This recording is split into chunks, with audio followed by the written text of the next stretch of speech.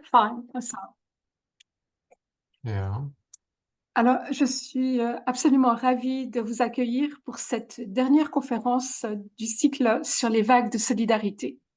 Contrairement aux autres séances qui étaient axées autour de périodes, nous allons aujourd'hui aborder la question du concept et de son usage politique. Autrement dit, il s'agira de savoir si ces vagues sont aussi, voire surtout, liées aux termes qu'on leur accole, à l'engouement qu'ils suscitent et à ce que j'ai récemment appelé l'effet boule de neige conceptuel, un mécanisme voulant que plus on utilise un mot, plus il est employé, car c'est le premier qui vient à l'esprit. Dans ce processus, il gagne en popularité, mais perd en précision, ce qui lui permet d'être encore plus en vogue. We are fortunate to have Kirill Postoutenko with us to talk about this subject, which combines linguistics, philosophy, communication sciences, and history. Kirill is adjunct professor at Bielefeld University. He has been working on asymmetrical concepts and counterconcepts for over a decade. Last year, he published a very interesting book. Maybe you can see it. No, I don't. Oh, yes. Wait a minute. Do you see it? No? Try again. Well, anyway, the title is Beyond Hellenes and Barbarians, Asymmetrical Concepts in European Discourse. It's a very, very fascinating book. We couldn't have found a more appropriate scholar to talk to us about the concept of solidarity, since the latter, while officially existing to repair an injustice and thus counterbalance an asymmetry, remains fundamentally unbalanced, since the person being helped contracts a debt that will never really be forgotten. The mention of a debt here is totally deliberate, as the term solidarity was used in Latin to describe a particular form of debt. But I imagine that Kirill will remind us of this. Kirill, the floor is yours. Yeah, thank you very much indeed. It's a big pleasure to take part in this seminar because I've learned a lot. I've found lots of related thoughts which helped me to produce this presentation, and not to mention lots of other different ideas which enrich my other work and sort of my general scholarly education. So it was really helpful, stimulating, and inspiring. And I'm also honored to be sort of in the final part of the seminar, yeah, when we are summing up what we've done before. Thank you very much. So I won't make a very long presentation because it would be, at least in my interest, to have discussion. So we would just go briefly over certain stations, and if we would want to revisit some of them and see what else is interesting, we could always stop or make a detour and discuss those details in particular. Okay, so I think we could start with maybe with the obvious. Yeah, oh no. We could start with the obvious, but it will help us perhaps to make a transition to the less obvious things. Namely, we have the original linguistic meaning of solidarity, which was retained in social, political, and cultural meanings as well, and which is basically a form of legal corporate responsibility.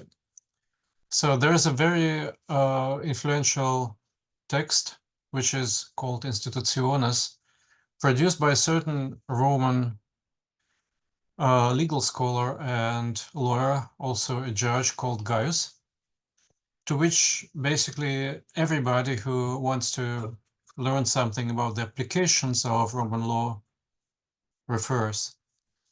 And so he gives this definition of solidarity, which was called then obligatio in solidum, yeah? And that's the first quote, which essentially means it doesn't matter how many people take part in a group, everybody is responsible for the whole group. So this is the solidarity in the sense that if you are the member of the group, you are with everybody else as far as responsibility is concerned. So usually it was used in legal context. Then an interesting point is that the word was kind of went down in the history and then was rediscovered. I think the lawyers and legal scholars knew it all the way, but maybe just laymen forgot. So I found it quite interesting that the word itself re-emerged as a byproduct of French Revolution, first French Revolution. So there's an interesting dictionary created by Leonard Snetlage, which is made for Germans interested in the development of French vocabulary, as he claims, developed by the Revolution or popularized by the Revolution. So, Nouveau dictionnaire français contenant les expressions des nouvelles créations du peuple français. And there he uses the word solidarité, and he gives a German translation, wechselseitige Verpflichtung fürs Ganze. So basically what Gaius says, mutual obligation for the whole.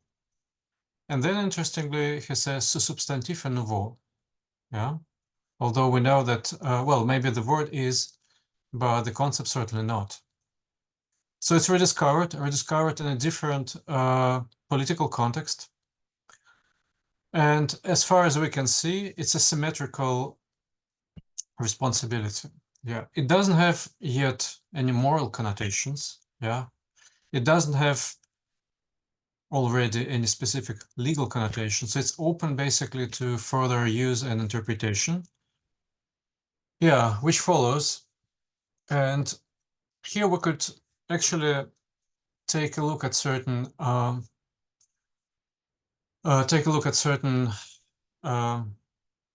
different uses of the term, depending on how it's deployed. So it could be deployed symmetrically or asymmetrically.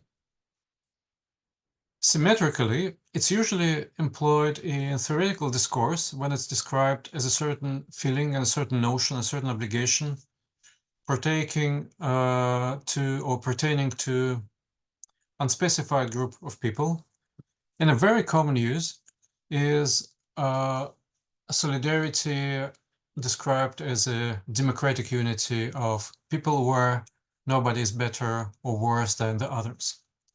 So William Thornton, a British socialist, has written in 1848, so it's already in the aftermath of the yet another French Revolution. And so he revisits the word, but revisits it in a political way. So solidarity, new and deep meaning word.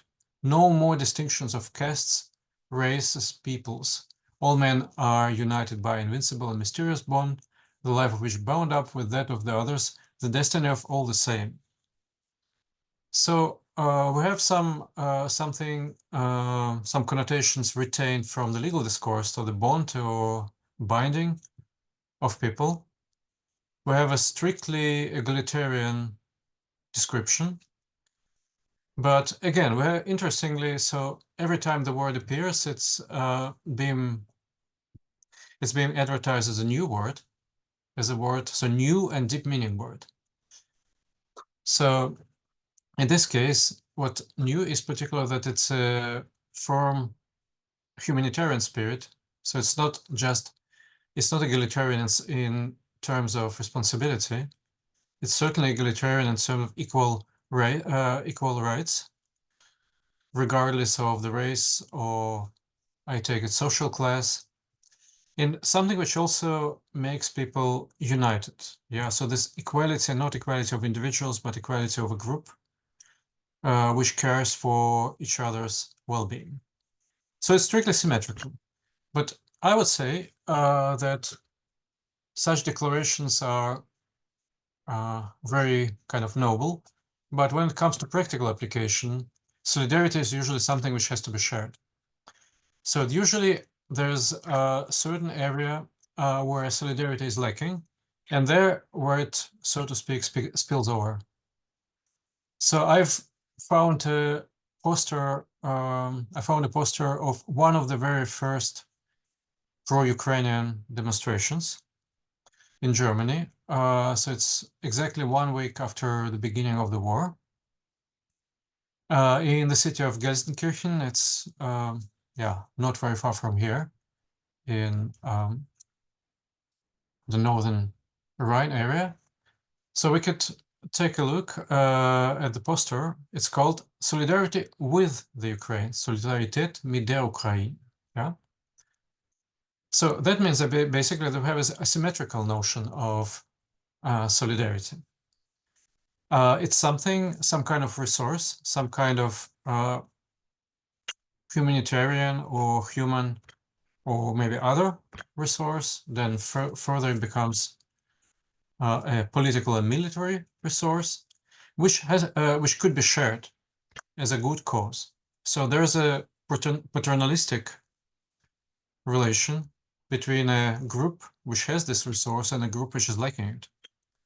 And that's how solidarity is dispersed. Yeah. So we have, again, symmetrical and asymmetrical, solidarity. In one case, there's no specific subject or specific location or specific group which has it. It belongs to everyone, regardless of their caste, race, and people. On the other hand, in the other case, it's usually the group which is privileged in terms of solidarity, the group which doesn't need more solidarity because it has enough. And this group would share it with the underprivileged group, which is in this case Ukraine, which suffers Russian aggression. So that's where solidarity is needed. Then again, somewhat close but similar distinction, I would say, is solidarity universal and solidarity partial. So although it sounds in, like a contradiction in linguistic terms, solidarity is not always offered or accepted on behalf of everybody. So not everybody is supposed to partake in it. If we look at the first quote, so it's published in 1858 in Spanish Catholic Journal. So if we look at, so it says it's called the triple law of solidarity, responsibility, and reversibility. In principle, all the terms are borrowed or inherited, better to say, from the legal discourse, but the meaning changes completely. Yeah. So la universalidad o catolicidad del amor. Yeah, we have love as some binding concept which connects those concepts. We have catholicity in terms of the common church, universal church. Then participation in the infinite love. Yeah, well, it's supposed to be the divine love, obviously. And this is something which is kind of umbrella for 3 laws. And the first law which is interesting for us is the law of universal solidarity. And the anonymous author says that it's nothing else than universal love, which was el amor universal, which was formulated by Apostle Paul in his epistle to Galatians. So you may, certainly remember, carry each other's burdens, and in this way you will fulfill the law of Christ. So Paul had some legal background, So I guess what he says is, again, it's very close to the legalistic definition. Yeah, carry each other's burden. Yeah, sounds very similar to obligatio and solidum. But then he makes a sharp turn and says, okay, when you do that, you fulfill the law of Christ, which means basically that if you transfer the idea of corporate responsibility into the sphere of love, then, well, divine love, then that's how people are supposed to act to each other or with each other in Christian terms. So that's, I would say, universal solidarity. Yeah, but again, universal solidarity means that there's some all-encompassing cardinal, as Iran would say, cardinal value, which is supposed to be common and common to and shared by everyone. But of course, there are also partial interests, and you could see that they could be defended by partisan groups, which also need some kind of solidarity. So I found an interesting quotation in a journal, which was basically the review of the workers. Well, it's a fascist umbrella organization in Italy, which was divided into the groups of agricultural workers and industrial workers. Yeah. Even if it's a fascist total state, you would expect that those groups could sometimes be at odds, so they're not necessarily on good terms with each other because they have competing economic interests. So, but then that's how the fascist state tried to kind of institute this solidarity by first making those groups affirm their internal solidarity and then kind of exchange those solidarity pleas with each other, so that it's kind of one by one we could create a kind of tree of mutual solidarities. Yeah. So that's an attempt to overcome the partial partisan interests and make everything subservient to the fascist rule. So solidarity of the workers, of the agricultural workers and industry is reconfirmed. So it's presupposed, but now it's reconfirmed by exchange of telegrams between their leaders. Yeah. Again, it's interestingly, it's not just a spontaneous solidarity of people working in different areas. It has a very dirigist mindset. So there's a group, there's a certain notion of solidarity as a kind of distinctive feature of fascist labor organization. And then once those while those partial solidarities are sort of highlighted, specified, you could just pick them together and collect a certain tree of mutual corporate responsibilities, and that's how we come to the total state. Yeah, so it's something quite different from the universality or catholicity of love in 1851. 1858, sorry. So my last example is not so much a qualification, further qualification of how we could describe solidarity, but really a close reading of a text in a well-known historical context. Yeah. So we all know what happened in 1968, namely in August 25, 1968. Soviet Union invaded Czechoslovakia, occupied Czechoslovakia, because this country tried to institute broad-ranging economic and political reforms under the banner of Communist Party of Czechoslovakia. So it wasn't the change of the state system, but an attempt to reform it, because it wasn't properly reformed after the death of Stalin, and Soviet Union sort of encouraged reform movement up to a point and encouraged other countries of the Warsaw Pact, which had communist governments, to make certain changes. But then, obviously, when it saw what happened in Europe in 1968 and what kind of profound changing were happening in democratic Europe, it got frightened and decided to crush the dissent. But before that, we could see that, the communist leaders, first and foremost in Soviet Union, where Leonid Brezhnev was the head of the Communist Party, the Secretary General of its Central Committee, those countries were, so those leaders of the communist parties were meeting openly or secretly and discussing what to do with Czechoslovakia.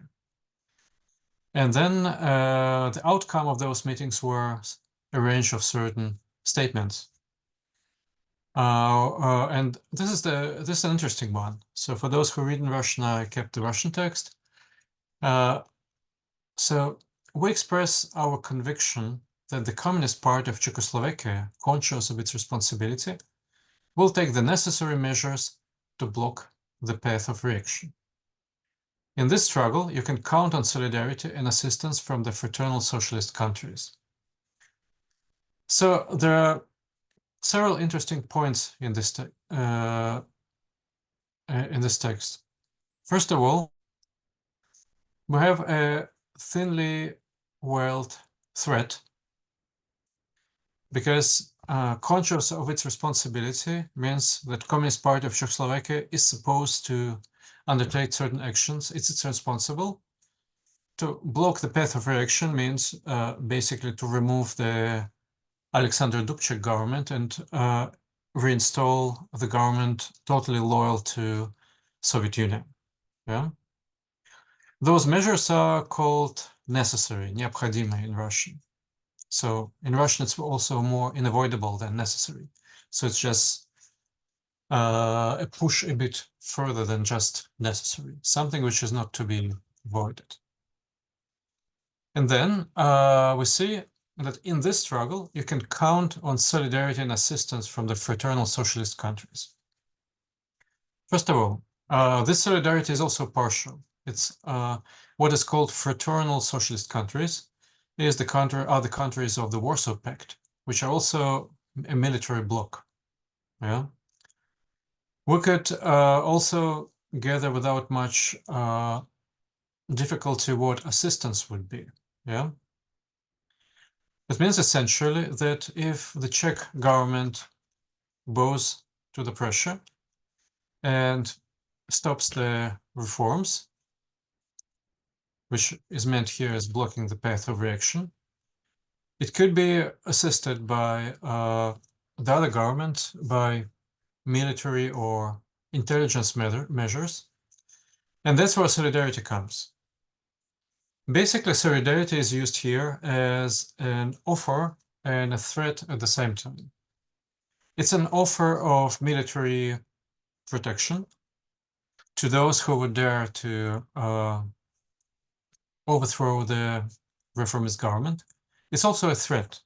So solidarity in this case means that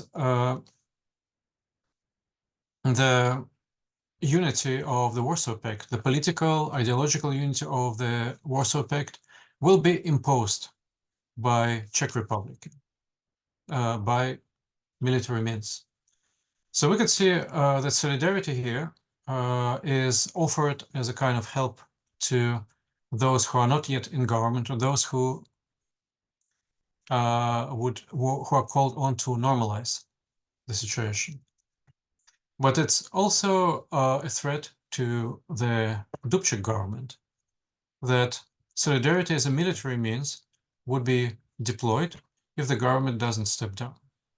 So now we could see that the concept of solidarity went the whole way from the narrow legal concept through religious notions, through political notions which could be shared or could be proclaimed for everybody, to a strategic notion which could be used as a threat and incentive, carrot and a stick at the same time, as a pretext for the military intervention and as a part of the narrative justifying the military aggression. And so that's, I think, a very short and punctual presentation of what could be happening to the concept. And I will stop here, but I'm very open to your questions and further discussion.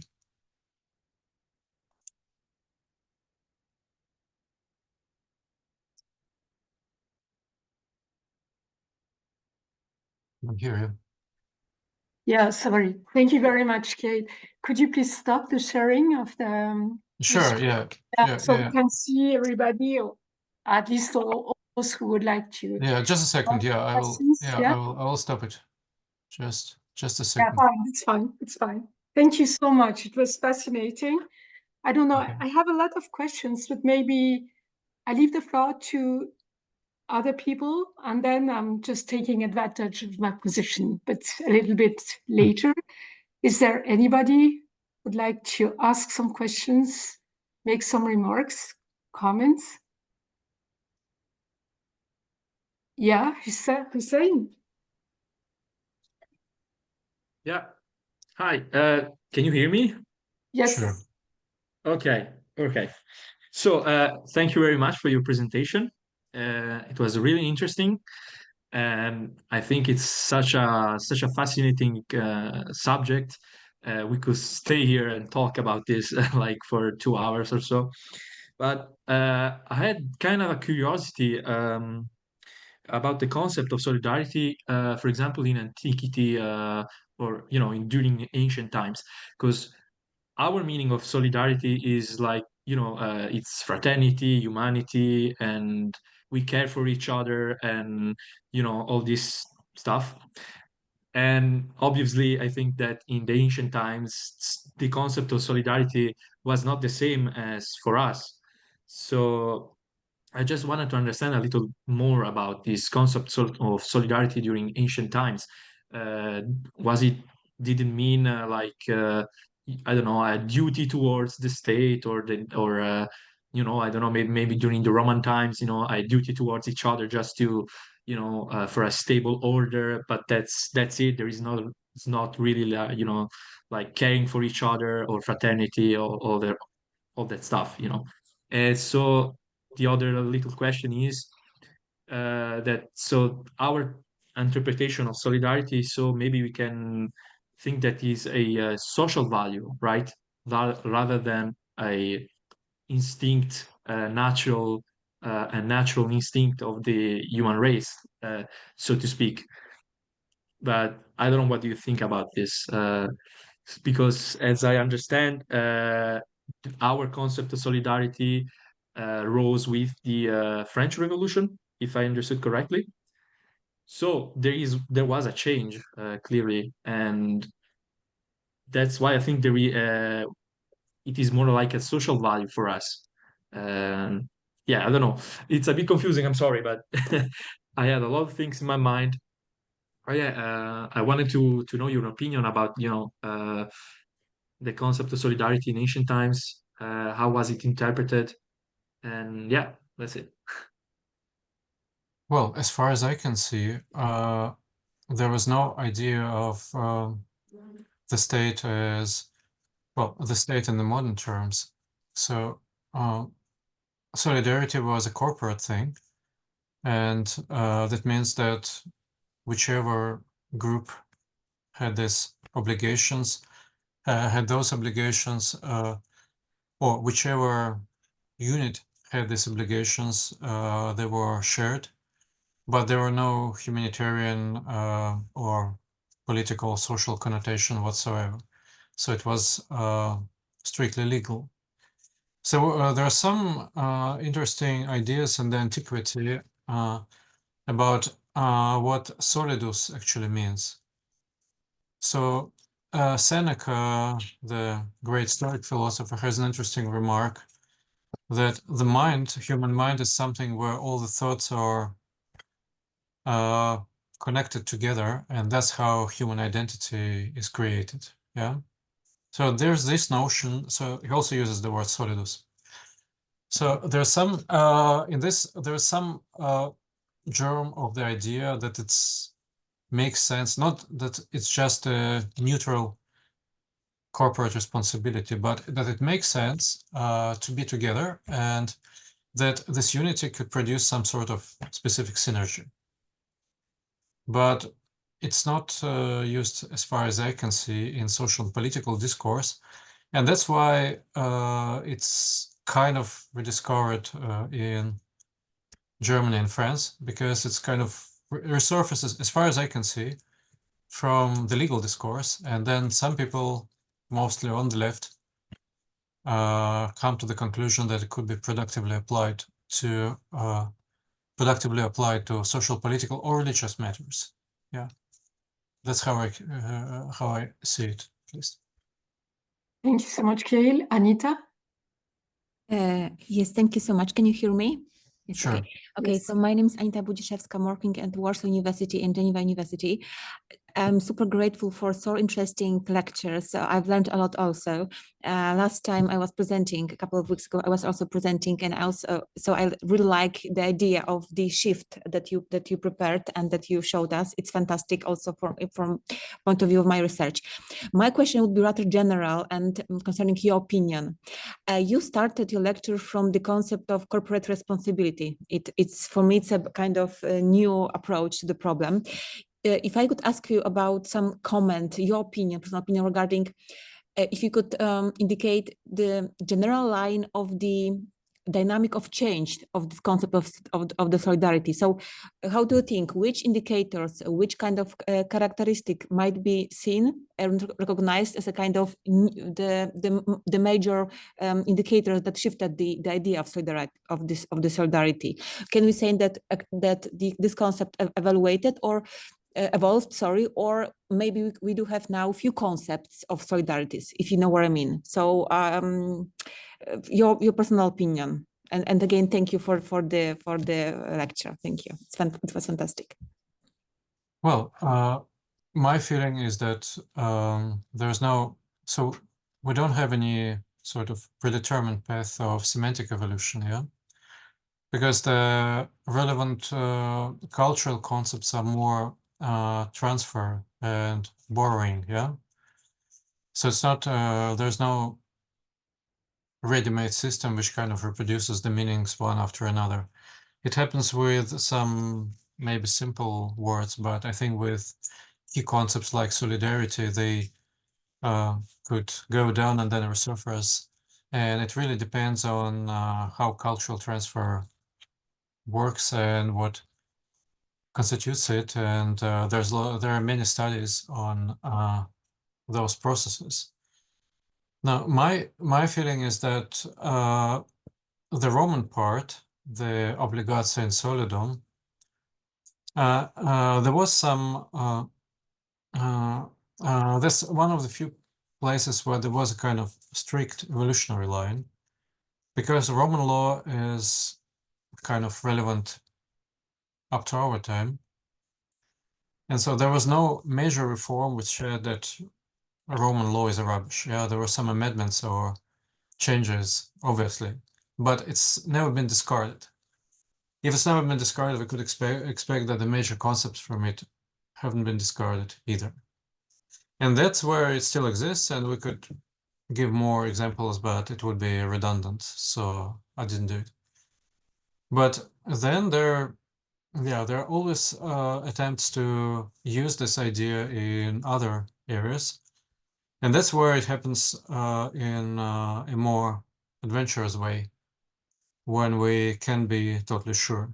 Obviously, there was a big circulation of such concepts during the French Revolution, the first French Revolution and the second one. It's obvious that there are some vectors of movement which, let's say, the countries which less advanced vocabulary look at the countries with this vocabulary already entered the social and political sphere and think, okay, we can also do that. Like in this dictionary made for Germans, yeah, and referring to the French Revolution, yeah. There are also attempts to reconceptualize it in Christian terms. I kind of expected that will happen at some point. But there are through those synonymic rows. So it would be Catholicism, obviously, because, yeah, that's the church which precisely in the 19th century advances the notion of common universal religion, precisely because it's under threat. And also that would be kind of cleansed of legal, could be cleansed of legal connotations. Although I'm not exactly sure about the Apostle Paul, whether it was totally free from that, I'm probably not. But in later teaching it is. Later teaching it is, because we have this. So there in the 19th century, there is a big move towards Christian love, agape, as a kind of center of Christian faith. So, yeah, you may know that Kierkegaard has written extensively on this, just without specifying what love is. So I think this is more or less in this way that solidarity comes, you know, as an emotional feeling and as a social notion. And in the socialist discourse, yeah, it's hard to say. We know that socialist discourse in the 19th century was largely also Christian socialist discourse. So there were people like Lamennais who were very influential in both, yeah, kind of a socialist Christian thinkers. But so I would say it could go one way or another, yeah. But then, of course, there's solidarity as a threat, is something which is probably a product of the 20th century discourse, because this the idea of solidarity is clearly borrowed from the socialist discourse by communists and Bolsheviks. But then we could see that basically there's little solidarity. So those countries are very far from being a kind of union of the peoples who really want to be a confederation. They kept together, yeah, they kept together by the iron will and arms and repression by one kind of metropolitan country, the center. And so solidarity is, of course, becomes something which has to be defended inside, and so it ceases to be a voluntary humanitarian notion. Yeah, it's shown as something which could be a threat, as a pretext to invading others. Yeah, in this sense, I think this is a 20th century phenomenon. Yeah. I hope it's. Thank you so much. Yes. Yeah, it goes in your direction. Yeah. Yeah. Thank you, Kirill. Unless someone else has some questions, I would have two questions. A short one. You referred to the French Revolution, maybe twice or maybe three times. And then I wanted to know whether you share the opinion of Mona Ozouf, who said that actually it was in this flag, the Liberté, Égalité, Fraternité. Fraternité was actually for solidarity. Mm-hmm. I wanted to know whether you share this opinion, because it's not mine. My opinion is that it was important to underline fraternity because it was in an atmosphere of civil war. And it's not that it has nothing to do with solidarity, but it's something very specific related to the war. This is the very, very short question. And then you showed us very clearly that there are many dimensions to this concept of solidarity, a legal dimension, religious, political, strategic. And I would add another dimension, and it can seem paradoxical. It would be the individualistic dimension, because for me, solidarity is a very performative concept. You only need to suffice to say, I'm in solidarity with you, to be in solidarity with someone. And then in our societies, a lot of people say they are in solidarity with a cause, with a country, or with something, and then they just put a candle and it's okay. They are in solidarity with these people. And this means that it has an effect in order to clear your conscience. I have a good conscience because I'm in solidarity with people who are suffering. And it's not as heavy as a concept as humanitarian, because if you are humanitarian, you have to show it, you have to prove it. Whereas if you are in solidarity with someone, you just have to tell it, and that's okay. So, well, these were my two questions. Yeah, very interesting. Thank you very much, and very instructive and stimulating as well. So the first thing you've mentioned is, so the first question, fraternity and solidarity. Yeah, I wouldn't. I have no correct answer for which I would take sort of full responsibility, but I don't. I see there are very different genealogies, and I wouldn't think that one could be metonymy of another, because in the discourses which I know better, so fraternity could be partial. So there would be groups of people who are still called fraternities, like the gender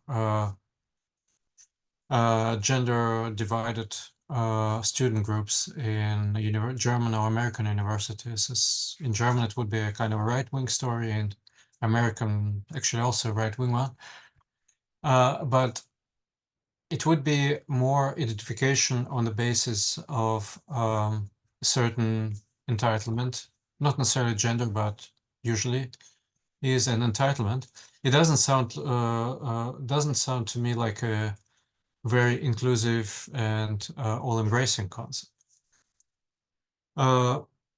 So in the 20th century discourse, the word bratsky and brotherly peoples basically means belonging to this organization. So again, we have some kind of identity, part of, but I don't think it implies joint responsibility. So I think and it doesn't sound also to me as something which has humanitarian impulse. It basically means equality on a certain level and some rudimentary responsibilities, but not as big ones as solidarity. So my feeling is that they could overlap, as in the Soviet discourse, solidarity of the brotherly people, but they still convey different meanings. For the second question, it's extremely interesting that solidarity, because I think it relates to what I was saying about asymmetrical solidarities.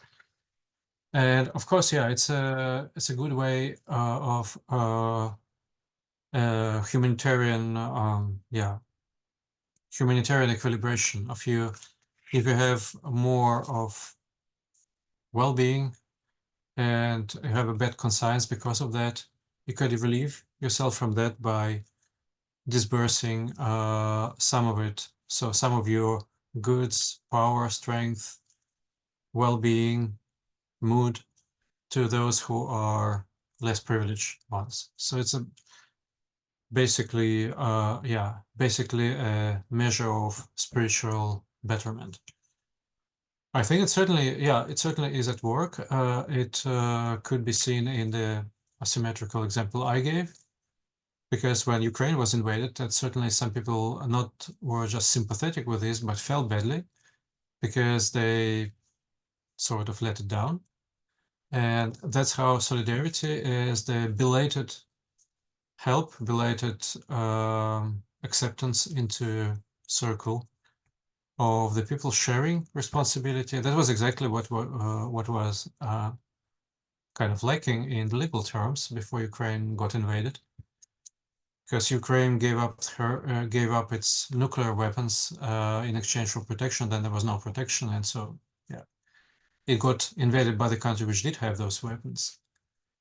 So certainly, yeah, certainly solidarity in this case is an attempt to kind of cleanse bad conscience, but by offering more of well-being, but also power and support. Yeah, I think it goes in this, yeah, it goes in this direction. But it could be turned the other way around if this is not entirely voluntary, as in the case of Czechoslovakia and Soviet Union. So that could also be the resource which is shared, but not shared voluntarily and not on moral grounds.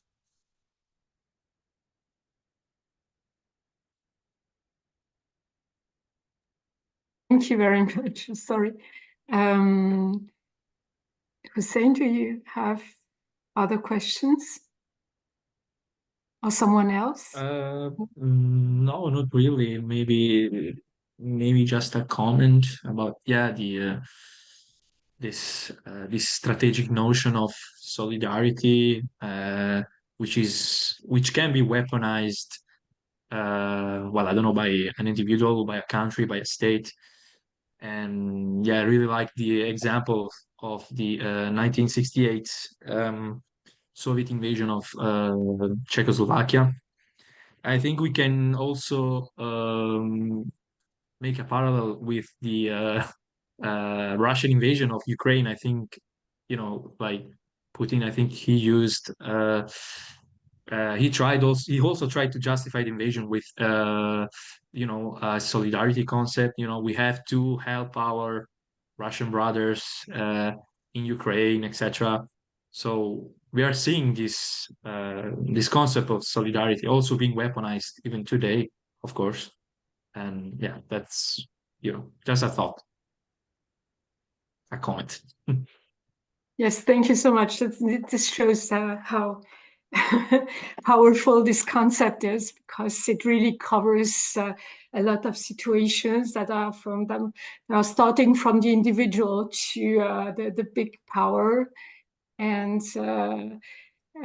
maybe it doesn't really mean something specific. It really just showing some interest and pretending to help, pretending in the English sense of the word, but also in the French, to say that you are doing something whereas you're not doing it, absolutely not doing it.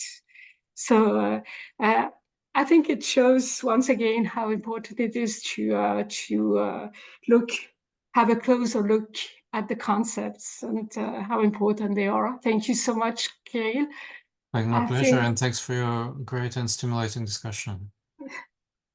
You're welcome. And well, I guess if there is no other intervention, question, comment.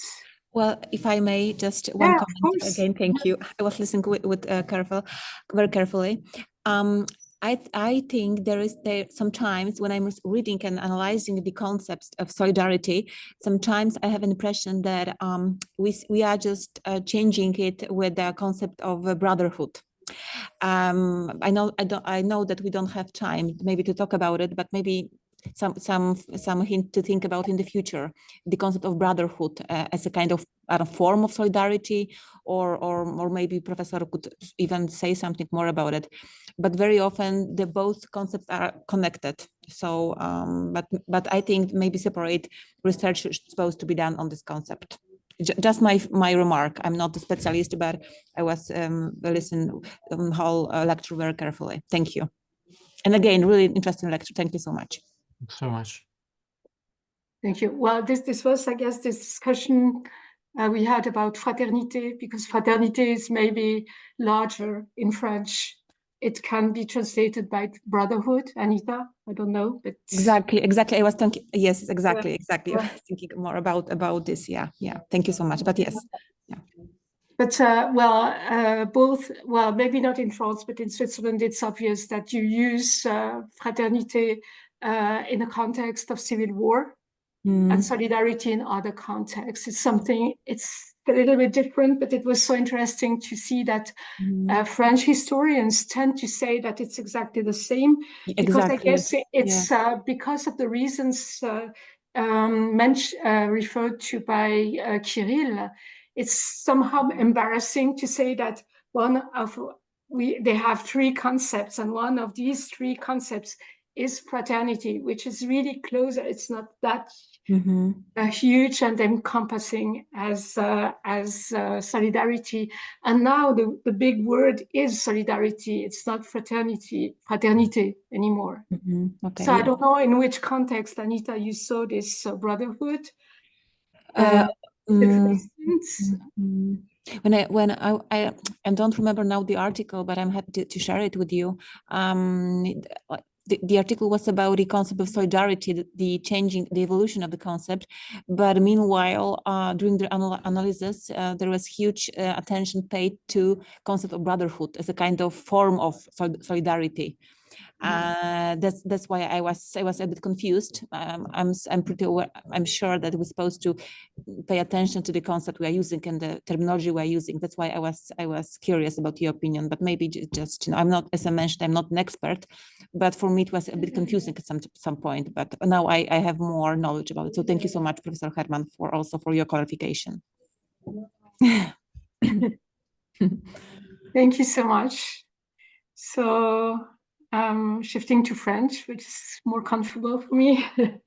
Merci encore infiniment à toutes celles et tous ceux qui nous ont suivis pendant toute cette série de conférences. Ça a été vraiment un plaisir d'échanger avec vous tous.